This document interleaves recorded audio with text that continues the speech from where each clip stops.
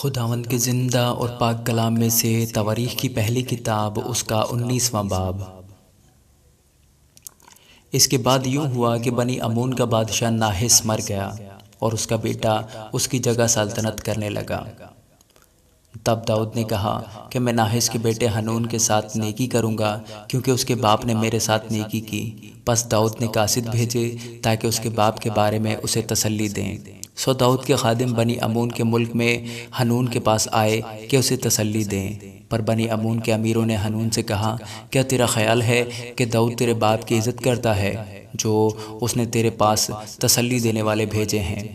کیا اس کے خادم تیرے ملک کا حال دریافت کرنے اور اسے تباہ کرنے اور بھید لینے نہیں آئے ہیں؟ تب حنون نے داؤد کے خادموں کو پکڑا اور ان کی داڑھی مونچھیں منڈوا کر تب بازو نے جا کر داؤد کو بتایا کہ ان آدمیوں سے کیسا سلوک کیا گیا۔ سو اس نے ان کے استقبال کو لوگ بھیجے اس لیے کہ وہ نہایت شرماتے تھے، اور بادشاہ نے کہا کہ جب تک تمہاری داڑیاں نہ بڑھ جائیں یریحو میں ٹھہرے رہو، اس کے بعد لوٹ آنا۔ جب بنی امون نے دیکھا کہ وہ داؤد کے حضور نفرت انگیز ہو گئے ہیں تو حنون اور بنی امون نے مسوپتامیہ اور ارام اور ماکہ اور زوباہ سے رتھوں اور سواروں کو کرایہ کرنے کے لیے 1000 قنطار چاندی بھیجی۔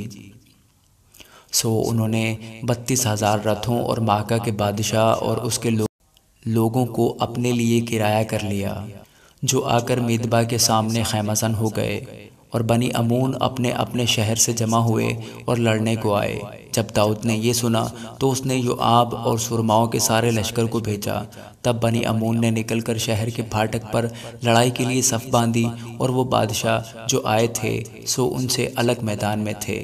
جب یوآب نے دیکھا کہ اس کے آگے اور پیچھے لڑائی کے لیے صف بندی ہے تو اس نے سب اسرائیل کے خاص لوگوں میں سے آدمی چن لیے اور ارامیوں کے مقابل ان کی صف آرائی کی، اور باقی لوگوں کو اپنے بھائی ابیشے کی سپرد کیا، اور انہوں نے بنی امون کے سامنے اپنی صف باندھی۔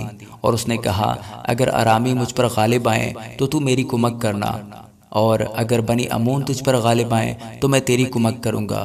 سو ہمت باندھو اور آؤ، ہم اپنی قوم اور اپنے خدا کے شہروں کی خاطر مردانگی کریں، اور خداوند جو کچھ اسے بھلا معلوم ہو کرے۔ پس یوآب اپنے لوگوں سمیت ارامیوں سے لڑنے کو آگے بڑھا، اور وہ اس کے سامنے سے بھاگے۔ جب بنی امون نے ارامیوں کو بھاگتے دیکھا تو وہ بھی اس کے بھائی ابیشے کے سامنے سے بھاگ کر شہر میں گھس گئے۔ تب یوآب یروشلم کا لوٹ آیا۔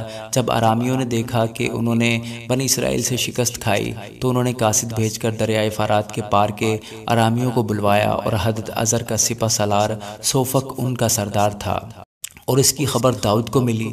تب وہ سارے اسرائیل کو جمع کر کے یردن کے پار گیا اور ان کے قریب پہنچا اور ان کے مقابل صف باندھی۔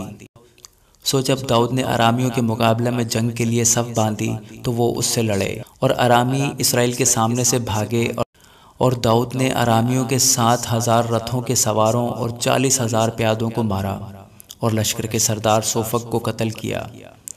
جب ہدد ازر کے ملازموں نے دیکھا کہ وہ اسرائیل سے ہار گئے تو وہ داؤد سے صلح کر کے اس کے مطیع ہو گئے، اور ارامی بنی امون کی کمک پر پھر کبھی راضی نہ ہوئے۔ آمین۔